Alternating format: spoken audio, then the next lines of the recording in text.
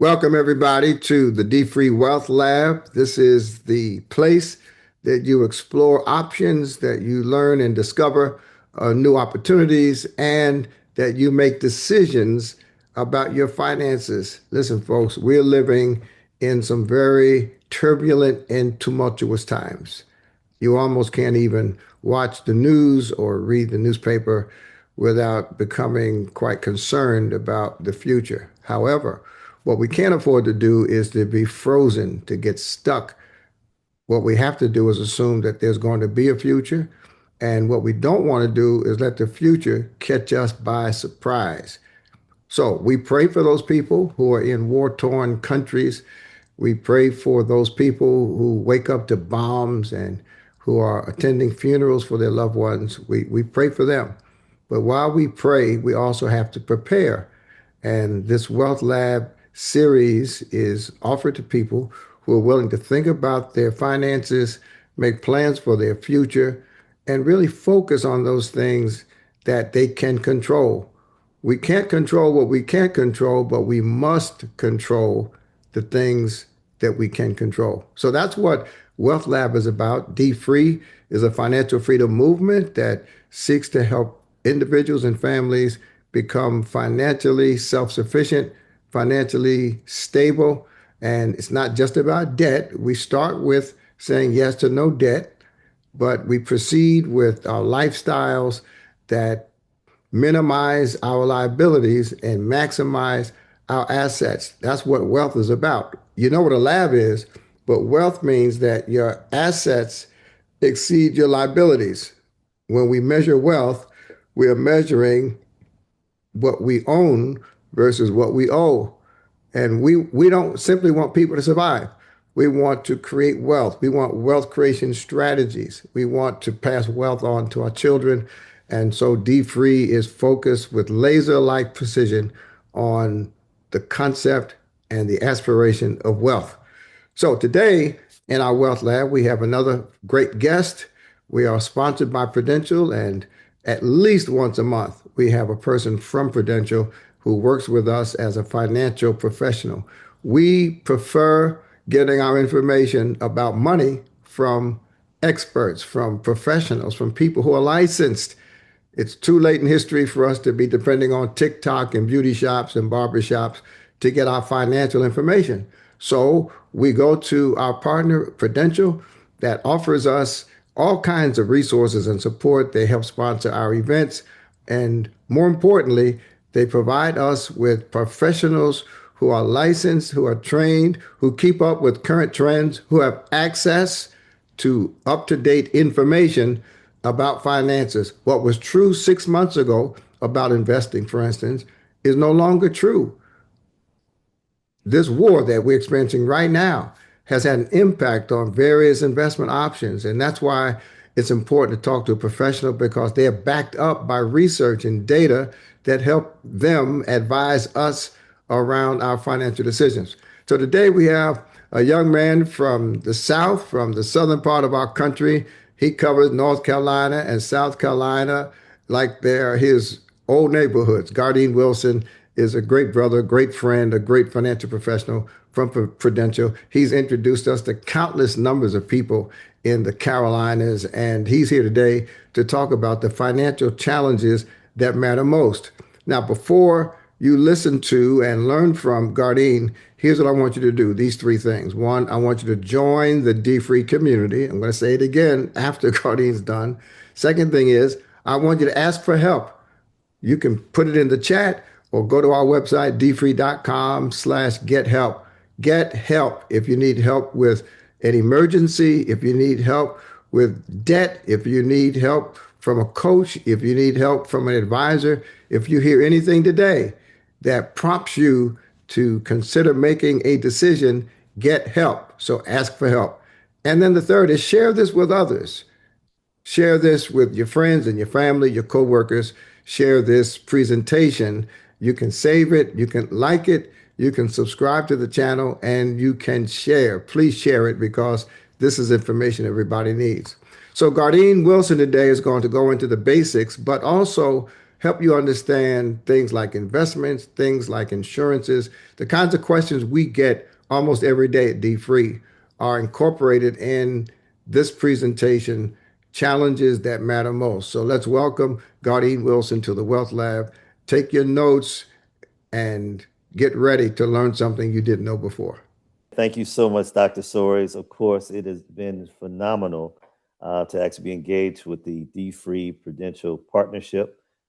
It's good to actually see you again, and thank you for actually allowing me to share some extremely important information with all of the individuals that are attending this on today.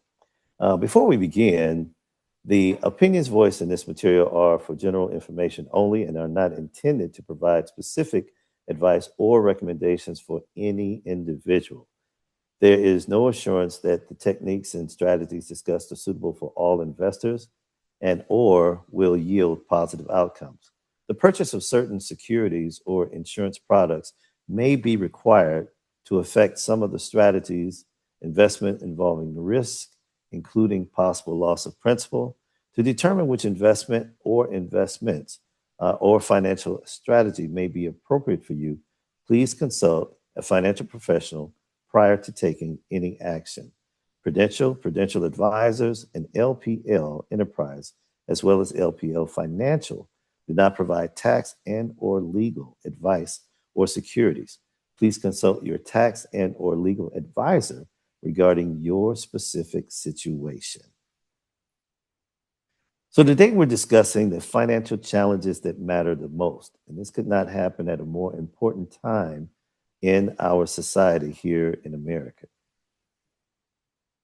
When we actually think about the financial challenges and we look at the general life stages that actually have taken place, of course, we look at people that were born on the end from 1909 to 1945. Those individuals were actually born during the Great Recession in 1929. They experienced that. They also experienced the wars, and for them, the retirement income, estate preservation at this stage in life, healthcare costs are high, and parent and obligational financial situations are important. And so after the war, of course, the soldiers came back, and the boomers actually came into effect, 1946 to 1964. Those individuals, of course, had actually come out. They were able to, again, get married, began accumulating assets and the whole nine. And for them right now, maximizing those accumulations, possibility of purchasing second homes, looking at tuition expenses for the children, because at this time, education was extremely important. And they actually pushed the Generation Xers to get your education so that you can work for some of these great companies that actually existed in America at the time. When you look at individuals that are the Gen Xers, home purchases, your housing expenses, I think about the Jeffersons and moving on up, tuition expenses for their children were extremely important. These all have been challenges. When you look at the financial security concerns that actually were in place at the time, and some of the financial obligations with daycare, many of the Gen Xers did not have the 10 to 15 children that the matures may have had. The baby boomers and the Gen Xers actually began pulling back a little bit because, of course, we actually were more in a farming environment, agricultural era during the time of the matures. And then you get into the millennials. Millennials, of course, the access to credit was a little bit more viable at the time. Student loans, you look at the car payments, wanting to actually have great weddings and whatnot. All of those things actually were correlated to some of the things that the millennials actually went through. And all of these stages were very, very important in terms of how do we plan for each of these stages. One of the things that one of my mentors actually told me years ago when I was younger, he said, when you actually look at your life, a well-lived life actually is your first third learning, the second third earning, and the last third actually giving back. So when we actually look at what is actually important for each of these areas, it is actually the accumulation. You're actually earning. And then how do you actually protect what it is that you actually have? When we look at the distribution, How is it that we get around the distribution in order to make sure that we don't overpay in relation to taxation? And then the wealth transfer, the estate planning component, so important. And so as the challenges and the choices, the challenges and the choices, there are so many different choices that are actually made when we actually are looking at how do each of these choices have a financial impact on your life. And every single choice that you have correlated to your income, correlated to your possessions, and correlated to your debt have long-term and short-term effects on how each of these challenges will actually be taken care of. So when you actually look at your income, how much of that is it that you want? And a lot of that actually, of course, can be connected to education and or if you actually, had a business, much of that is actually what I call working in your business, right? Or working on, accumulating your money. Possessions actually your lifestyle. Debt actually is something that uh, uh, was again available as especially now when we look at debt associated with different, homing, house, you look at, debt that's in credit card and whatnot. And so when these choices are actually made, of course, some of the challenges are, okay, we're caring for our parents. How much of it do we leave behind? How much of it is actually put into retirement? What about education, home purchase, second home, rentals, and the family that is growing and or what is actually happening, if the spouse dies and I'm actually coping alone. So when we look at the fundamentals, and just looking at this as an example, if you actually have monthly earnings of 6,000 and monthly expenses of 5,500, yeah, it would look like you have a monthly savings of $500. Now, if you can invest the $500 per month with no interest, how much would you actually have in 35 years? The answer, $210,000 is what you would actually accumulate if you just put that $500 aside. That's why it's so important to actually begin investing early on or to begin saving. Savings is one of the three-legged stools associated with how retirement has actually been calculated. And so as we move into one of the really, really powerful rules, and that is the rule of 72. If you actually take the rule of 72 and you divide it by your annual return, it will actually show you how many years it will take for your money to double.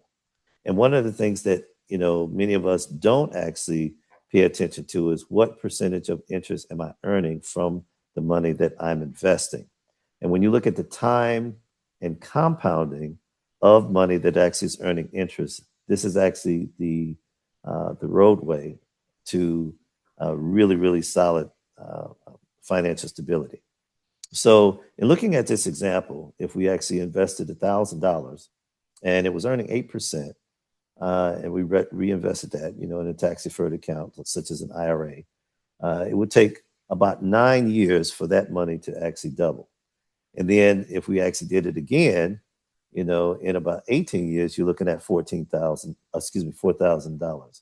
And then in 36 years, how much would that money actually be accumulated? Money that you just tucked away. That amount would be $16,000 in 36 years.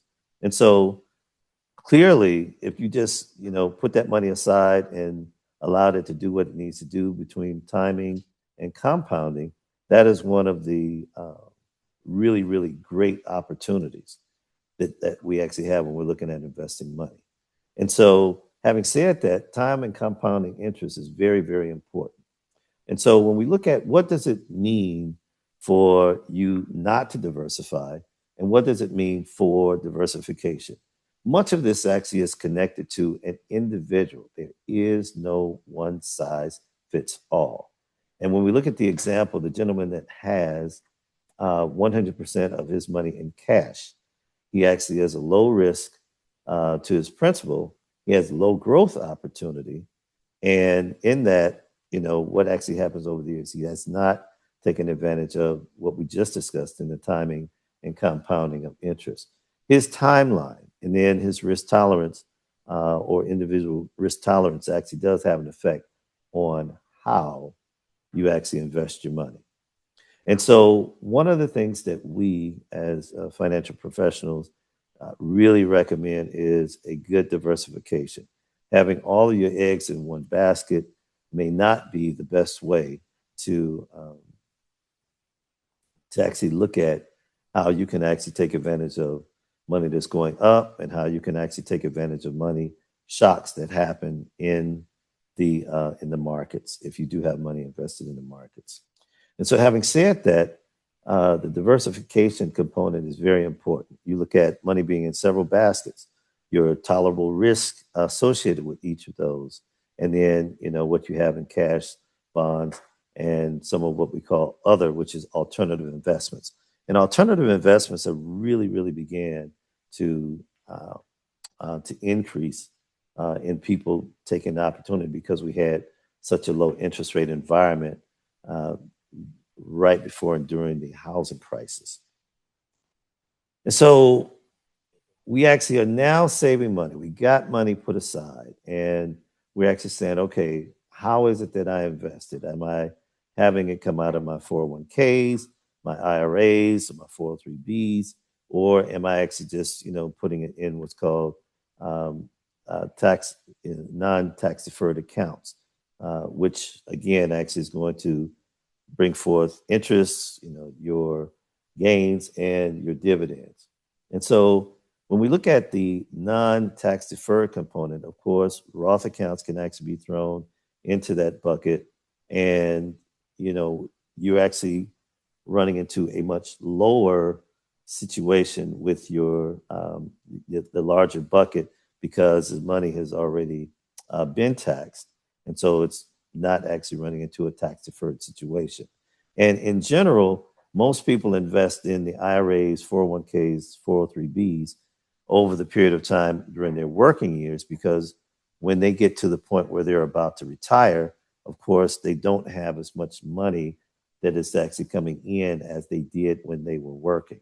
The other beautiful thing about tax deferred investments is that it does reduce your taxable income over those periods that you have that money invested.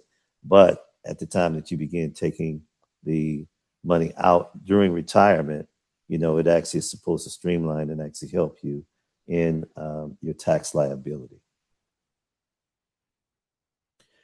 And so, one of the things that is very, very important to understand, when you look at the three, and just use an example of three forms of where you could put your money, is the banks. You actually have Wall Street, which is again getting a piece of the action, and you have the insurance companies as far as where you have the ability to invest your money. And so, investing your money is you do not want to put yourself in a position where you're trying to time the market. I get a number of calls from my clients when it's bad news in the markets and it's actually dropped considerably. And a lot of people actually get what's called loss aversion. We'd actually are more affected by the loss of our money than the gains. The gains are great news, but losses actually affect different people in different ways. And so when you look at the opportunity for what we call dollar cost averaging, that actually goes around just investing emotionally. Somebody actually says, especially on social media, things like that, that the market is good, and you may get in at the top, then the market actually goes down, So we actually have optimism, euphoria, where everybody's in, then you have fear, which is a lot of bad news coming, and then, surrendering optimism starts again. So that you don't want to be on that cycle where you're up and down. You actually want to have a solid plan that you actually have. And for those individuals that have money in 401ks and whatnot, there's typically a conservative type of investment, moderate and or aggressive. I encourage everyone to actually take a good look at what you actually have in your retirement bucket for those in 403bs, 457s, and 401ks.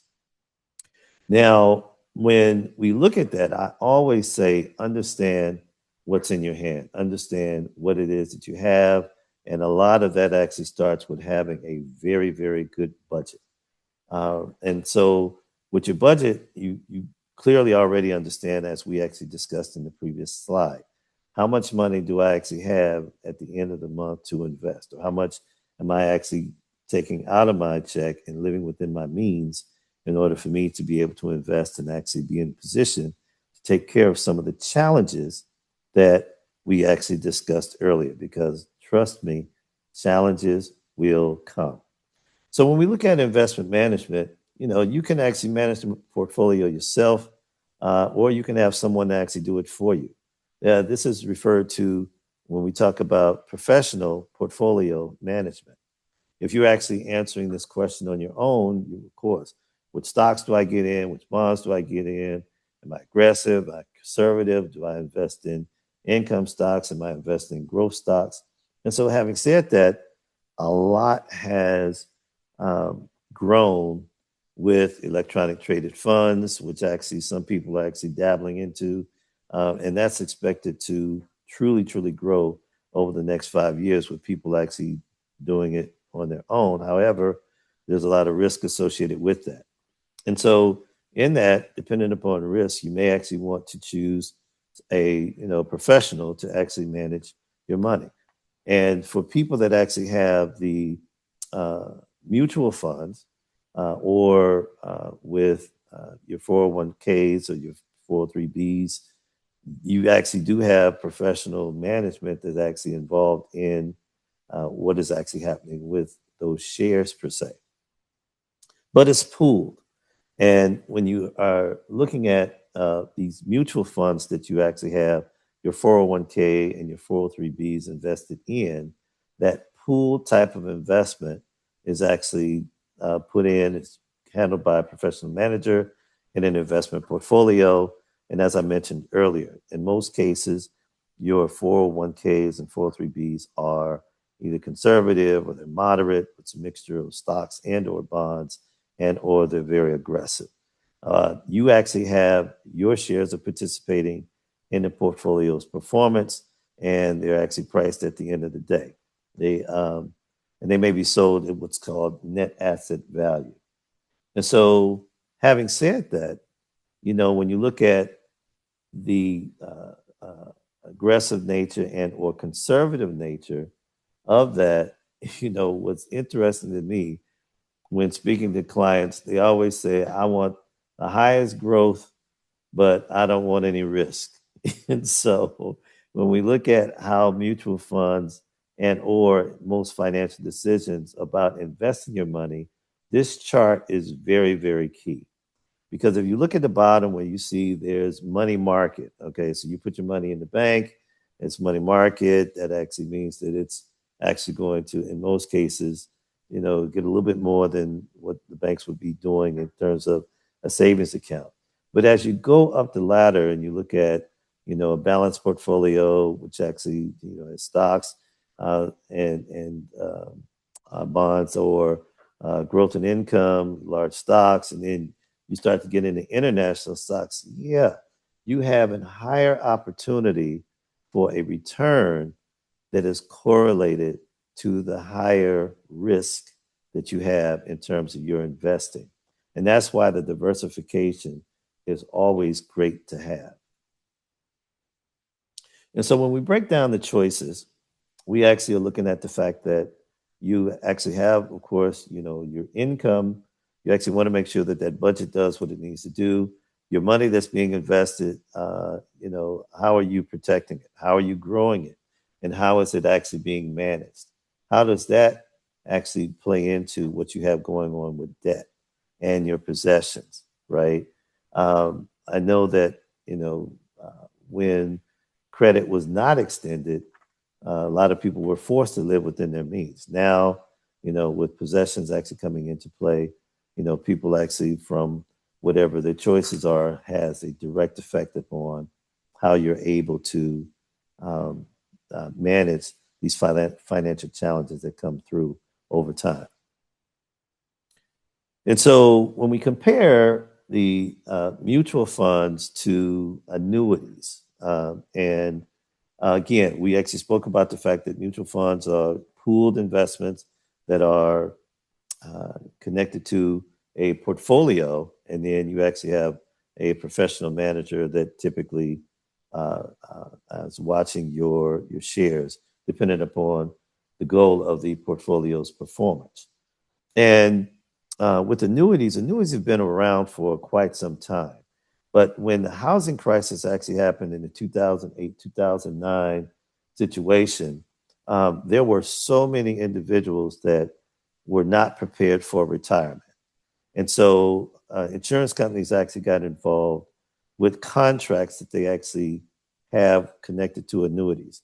Most of these are connected to your tax deferred earnings, and it gives you a greater opportunity for somewhat stable growth depending upon your risk tolerance. And a lot of these actually provide what's called retirement income until death, or what's called lifetime income riders. So annuities actually are a great feature if you actually get to the point where you have not prepared for retirement enough, but you actually have a bucket that you actually are able to transfer and actually put yourself in a position for lifetime income. A lot of that is because so many companies actually began getting rid of pensions over the years, and pensions actually transferred into 401ks with employees, the 403bs, people given the opportunity to make their choices, whether high risk or low risk, and pensions pretty much have actually faded. But insurance companies actually came to the rescue and said, okay, we're able to take that money and actually grow it and actually put you in a position for lifetime income. And so when we look at fixed annuities as an example, you're putting, as in this particular example, you're putting $10,000 in, and you've invested that over 30 years with an average of 6% return. And so just dropping that $10,000 in one time, letting it go for 30 years is 6% average return. We go back to the rule of 72 that we spoke about earlier. And so when you look at this tax deferred investment over that 30-year period, you're looking at 57,400 that you actually have as a bucket of money that can actually be turned into, lifetime income. And this is just a hypothetical example. It's not representing any specific product. It's not including any fees that may result annually on this type of investment, but this is actually giving you a broad example from a conservative investor's standpoint of what would happen if you put money into fixed annuity. And so normally fixed annuities actually are a lot of individuals actually go into fixed annuities, especially in the downturn and or as part of their investment strategy. And with fixed annuities, you actually have a floor, as you can see, where you don't necessarily have to worry about any loss of your principal. When we get into the variable annuities again are connected with long-term accumulation, similar to fixed index annuities or one-time deposits for individuals that are actually looking to maximize their 401k bucket and or an option that some employers are actually given where your pension bucket, you can actually move that pension bucket into something like this and possibly get greater growth. Not necessarily guaranteed, it's actually connected to market performance, but one of the benefits with moving that type of money is that you actually, if you're single, in most cases, a pension with a company may say you need to actually have either your husband or your wife as part of what actually goes with the guaranteed money over time. In a lot of cases, and historically, pensions actually said, well, if you actually retire at 65 and this bucket of money that we guaranteed you for lifetime income, and you unfortunately die, heaven forbid, at 69, then whatever was in that bucket actually goes back into the larger pension bucket that actually is with that company. Whereas with annuities that you actually have, that you actually are growing your own money, you actually have the option to have beneficiaries as your children, grandchildren, or whoever you name as beneficiaries.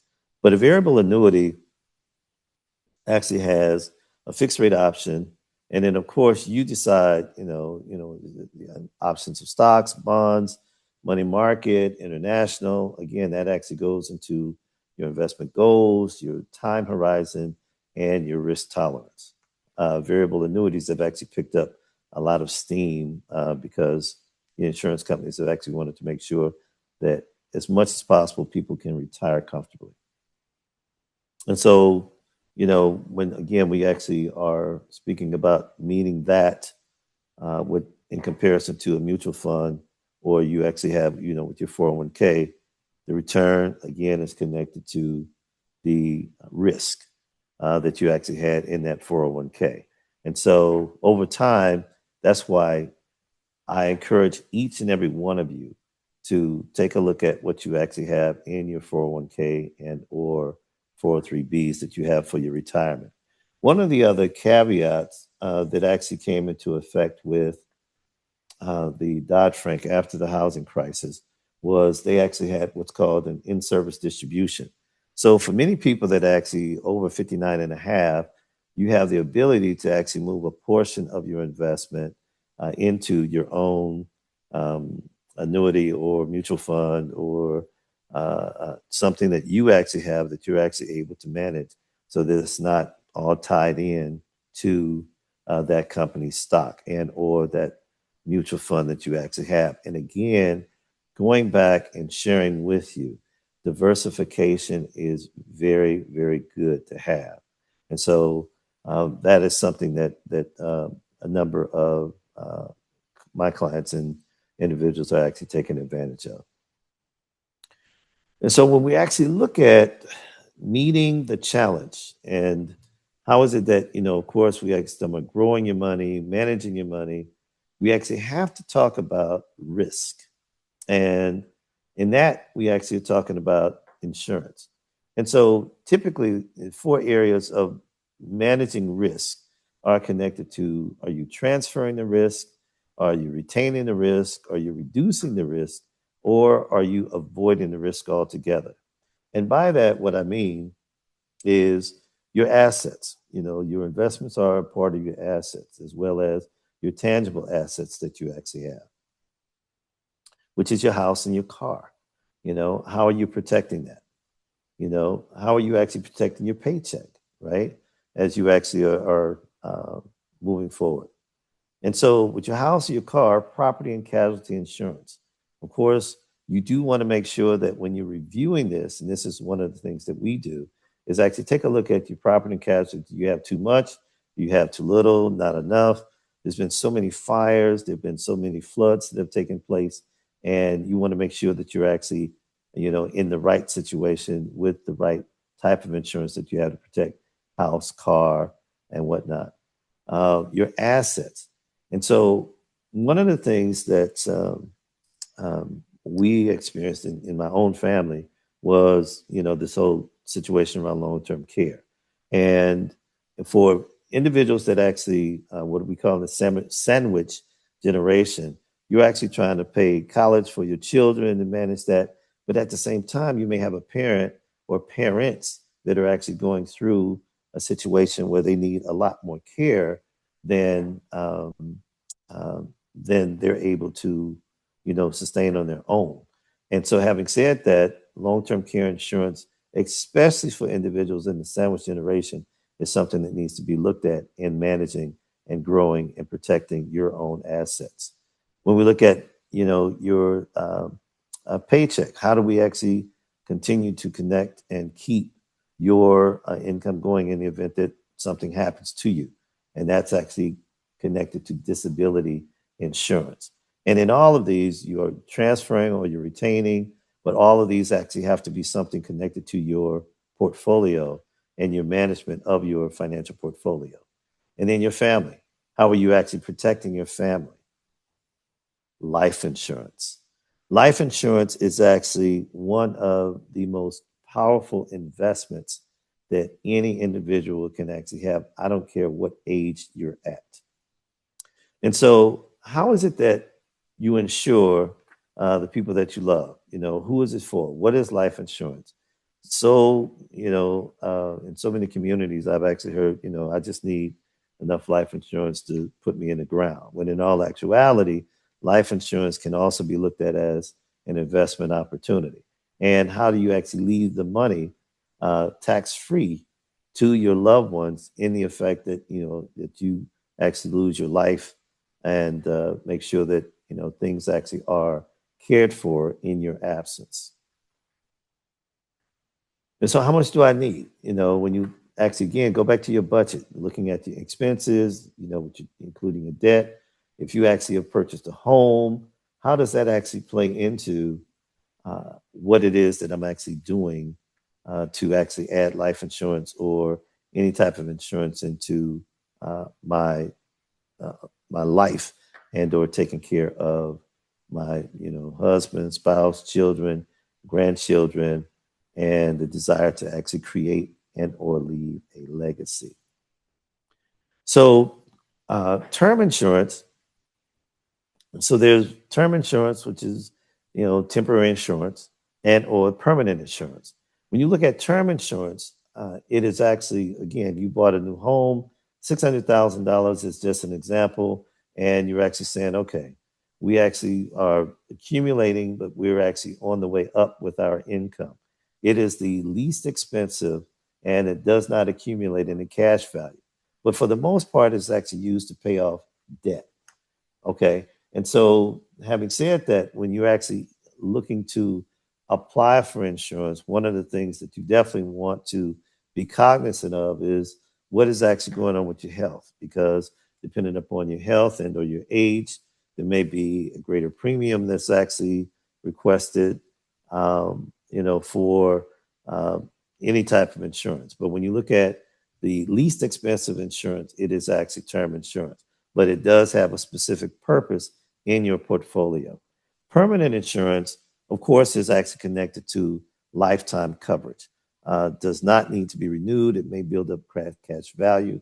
Many of these insurances now actually offer chronic illness and or terminal illness protection as a rider on the permanent side of insurance. In some cases, term insurance actually does that too.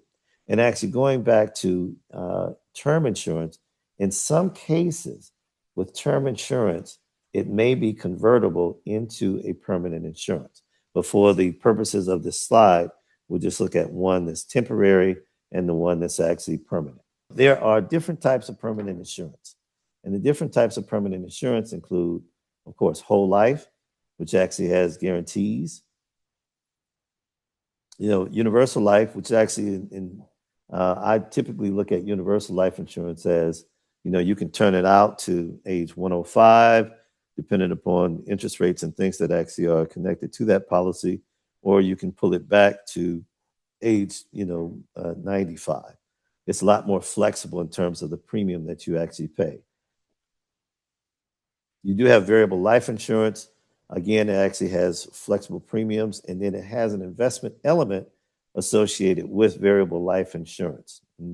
Not all, you have to have certain licenses to be able to sell variable life insurance. And then you actually have survivorship, which is like a first to die. These are not as popular, but in some cases, they do still exist. And so what can I do to ensure the security of my personal business and or property?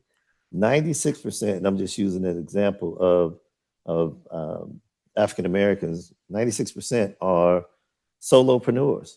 And so having said that, if you have not taken the time to take a look at what type of insurance you have connected to your business and or business property, you actually do want to put yourself in a position where you've taken a look at that.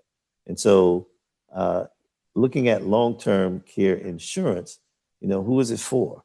And having long-term care insurance, you actually have the ability to have income coming to you in the event that you are chronically ill or you have a level of disability And if you're actually running a business and you're the primary person, life insurance is actually great as you are primarily the key person that you can actually get that life insurance on for your business. And or long-term care insurance is actually great because if you actually do end up with a chronic illness, at least it does provide some type of income for taking care of those medical expenses because those can actually be extremely, extremely high. Buying a long-term care insurance is an option. Premiums can be costly, but having long-term care insurance is going to provide you where you not only receive the care, but the type of care you receive is actually going to be provided to you. Um, and some long-term care insurance policies actually, again, once the chronic illness is actually noted by the doctor or the terminal illness, the insurance companies will actually send you the money and you can have a loved one to actually take care of you. Some of the long-term care policies have actually grown or become a little bit more advanced so that you don't necessarily need to have a licensed person to actually taking care of you. And that actually, again, cuts down on some of the costs and emotional issues that actually can be connected to the loved one taking care of you. And so, with that, again, long-term care insurance actually provides a variety of sources for family members, as can be correlated with Medicare and Medicaid. And you actually, again, Medicaid and long-term care. Medicaid is actually right now paying for over 50% of Americans that are currently on long-term care. But in my opinion, it is not the best option for a long-term care insurance plan. You do want to look at the possibility of getting something that actually gives you an opportunity to actually have a better quality of life in the event that you actually do have a chronic illness or some type of debilitating situation. And so, of course, disability income is actually connected to individuals that are working. If you actually, again, have your own business and you are of course, able to show the income that you're actually making, individual businesses, you can actually get disability income connected to the income that you have. And so disability income actually provides a opportunity for you to actually continue to get income in the event that you get disabled while working. And so, in closing, again, we've actually discussed the entire opportunity around challenges. And to me, I'm always very keen on what's in your hand. And when we begin managing what is in our hand, we actually have an opportunity to take a better control of our financial life. And when we look at where things are today, it is so important for us to actually understand what's in our hands, starting with our budget, starting with the opportunity to save, starting with the opportunity to make sure that we have a much better quality life as we actually move forward in the financial challenges that matter the most. This time, continue to open it up for questions. I do want to thank each and every single one of you for attending. Again, my name is Gardine, last name Wilson, with Prudential. And if you want to reach out to me directly, 704-421-7826. Thank you for attending, and I wish you well. Thank you, Gardine. You were as down to earth and informative as you always are, and I expected no less from you. Listen, folks, thanks for joining us. Don't forget, I told you, I tell you again, I want you to join the DFREE community. We have hundreds of people encouraging each other and informing each other, holding each other accountable. DFREE.com. Join the community and then ask for help. If you need help, ask for help. If you have an investment advisor, get a second opinion, but ask for help and then share. Share this information. It's all free. Share this content with your church members, share it with your sorority members, your fraternity members. Share this content because it's very rare that we have access to this kind of information for free. Listen, I hope all of you will join our mailing list, join our community, subscribe to our channel. And until next time, thanks for joining us at the Wealth Lab.